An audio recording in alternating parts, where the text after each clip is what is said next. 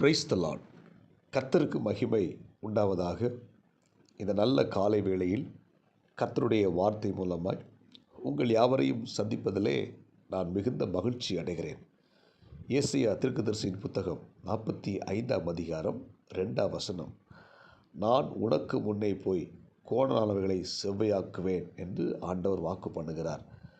இந்த காலை நேரத்திலே கர்த்தர் நமக்கு முன்னே சென்று நமக்கு முன்னே இருக்கிற எல்லா கோணலையும் செவ்வையாக்குவேன் என்று நமக்கு இந்த காலை நேரத்தில் தம்முடைய வார்த்தையை கொடுக்கிறார்.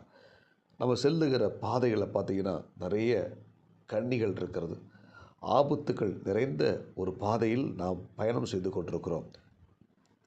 வாழ்க்கை என்பது ஒரு பயணத்தை போன்றது. நம்ம போக வேண்டிய இடத்துல போய் பத்திரமாக சேர வேண்டும் என்பதே நம்முடைய ஒவ்வொருத்தருடைய விருப்பமாக இருக்கும். நம்ம பத்திரமா போய் சேர வேண்டிய இடத்துல போய் சேர வேண்டும், பாதுகாப்பாக பிரயாணப்பட வேண்டும் என்று சொல்லி நாம் ஒவ்வொருத்தரும் வாஞ்சிப்போம். ஆனால் சில சமயங்களில் பார்த்திங்கன்னா நம்ம போகிற பாதையில் சில இடையூறுகள் வரும். சில சமயங்களில் சில ஆபத்துகள் வரும். எதிர்பாராத விபத்துகள் வந்து சூழ்ந்து விடுகும். நாம் இன்றைக்கு அநேக பத்திரிகைகளை நம்ம பார்க்கும்போது, செய்திகளை பார்க்கும்போது சில விபத்தில் சிக்கி தங்களுடைய வாழ்க்கையை முடிக்கிறதையும் பார்க்க முடிகிறோம். எதிர்பாராத சில விபத்துக்கள் வரும். இப்படிப்பட்ட ஒரு ஆபத்து நிறைந்த ஒரு பாதையில் தான் நம்ம எல்லாரும் ட்ராவல் பண்ணி கொண்டிருக்கிறோம். ஆனால் தேவனுடைய பிள்ளைகளுக்கு தேவன் கொடுக்குற மிகப்பெரிய ஒரு வாக்கு என்னென்னா, நம்முடைய பாதைக்கு முன்பதாகவே தேவன் கடந்து சென்று நம்முடைய பாதைக்கு முன்னே இருக்கிற எல்லா கோணல்களையும் தேவன் செம்மையாக்குவார். ஆமென். அதனால தான் நம்முடைய முன்னோர்கள் நம்ம கற்றுக் கொடுத்த ஒரு பாடம் என்ன தெரியுமா?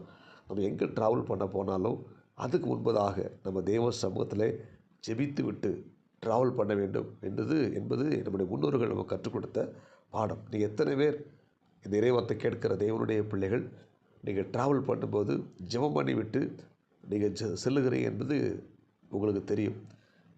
அநேகர் பார்த்திங்கன்னா ஜெபித்து விட்டு செல்வார்கள், சிலர் ஜெபிக்காமல் புறப்பட்டு போய் விடுவார்கள். நான் ஒன்று சொல்லுகிறேன், தேவனுடைய பிள்ளைகளே, நம்ம எங்கே ட்ராவல் பண்ண போனாலும் முதலாவது நம்முடைய பிரயாணத்தின் பாதுகாப்புக்காக நம்ம ஒவ்வொருத்தரும் ஜெபித்து விட்டு கடந்து செல்ல வேண்டும். ஆமென். தேவன் நம்முடைய பிரயாணத்தை பாதுகாப்பார். நம்முடைய பிரயாணத்தில் நம்முடைய பத்திரமா வழி நடத்துவார். அப்போ நம்முடைய பிரயாணத்தில் பாதையில் பார்த்திங்கன்னா நிறைய இடையூறுகள் இருக்கும், நிறைய ஆபத்துகள் நிறைந்த ஒரு பாதையாக இருக்கும். அந்த பாதையில் நமக்கு முன்னே தேவன் சென்று கோணலை செவ்வையாக்கி நம்மை பத்திரமாய் நம்ம சேர வேண்டிய இடத்துல கொண்டு சேர்ப்பதற்கு நம்முடைய தேவன் நம்மோடு கூட வந்து நம்மை வழிநடத்துகிறவராக இருக்கிறார். அல்லேலூயா. ஆனால் இன்னைக்கு பாருங்கள், நம்ம செல்லுகிற பாதையில் சத்துரு என்ன செய்கிறான்னா